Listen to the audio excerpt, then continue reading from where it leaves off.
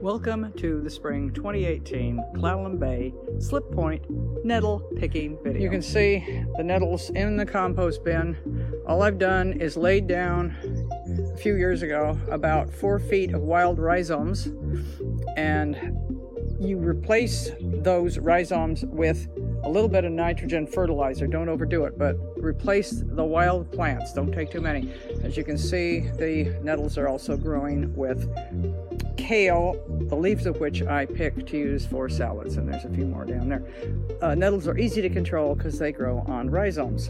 I've already picked quite a few greens of all types, but I want to show you how to properly harvest the nettle. You've got the bowl. You probably should have both rubber gloves on, but in this case it's just sitting there and I'm filming. So you come on down here to a nettle. You see this green top, right? You get a green top like this when it's young and fresh. Here's another one, and you just pluck it off at the top. You don't want it to be too old. They get oxalic acid in them like rhubarb does. These others, here's another one. There's not a lot of them because I've already done a harvest. Now, you might be able to see some of these others that I've already harvested. You can see that they're sending up 2 new nettles. This is going to happen all through the summer. Every time you pick the heads, you're going to get another 2 heads off of that. By the time you get through a summer, you can have a nettle bush.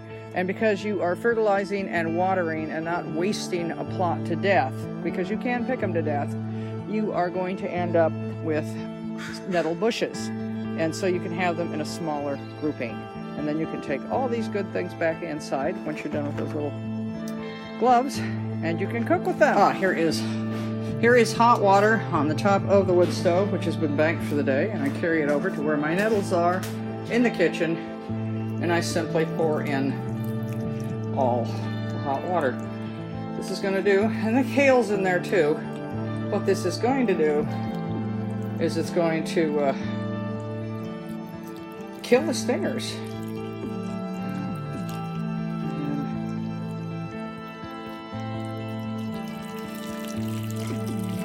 Pour in all the hot water, it doesn't hurt anything. Now, I didn't have a spoon with me, but that's okay. Take any cup that's sitting around like a coffee cup if you want, spoon, what you like. Press it down into that hot water. And what it does is when those nettles get into the hot water, you give it 5 minutes or so, it's not going to take all the dirt off. It's also going to stop those stingers. So there we are. Going to give that about 5 minutes. Okay, now we are going to take the nettles and drain them, and this will get, really it's going to get a lot of the crud out. I'm handling with this because none of the sting, it's because of the hot water, and then you get as much as possible out of that. And what you're going to do with that drainage water, by the way, is use that for watering plants once it cools down, because it's the best. And then see, I just drained all that in. I don't know if you could actually see me putting that in there because of the way I filmed this thing. And then you're going to take all this, drain all that into there. Alright, and get the mud out of there so all the gunk is gone. It's just brown enough to go on to be garden water once it cools off. Make sure you got no dirt or anything in there. Alright. Now you see, I can pick this up in my hands. It doesn't sting anymore. Alright? That doesn't hurt anything. And we've got hot water boiling because I ran out of the hot water from the stove. And then we throw some more on here. And I am going to let that set again for another 5 or so minutes while I go out and do some more gardening. So I'll be back in a bit. Then I'll show you the final preparation for how to do this. Okay.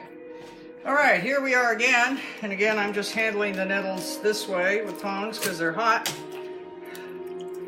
All right. Yeah. And I kind of got cook's hands. And what we're showing you people is how to cook the nettles. So I'm going to take some, these are hot nettles and kale, and I don't really care that they're hot. We're good. I didn't soak them as long as I might for tea. I cook them for tea. But what you start doing, and this is my crazy little ulu knife, it's a little bit crooked, and as you can see, that makes an actually better ulu knife by having it crooked like this. It was accidental, but it's the first improvement on an ulu knife in probably 10,000 years. Now it works great with this old, you know, it's one of those Filipino nut wood things, and it just cups up really good. Now when you get done with this, you can chop it as fine as you want it. It's a good idea to chop it as fine as you want. Once you get done with it, you're going to have, now this is kale and nettles. It could be just kale or just nettles.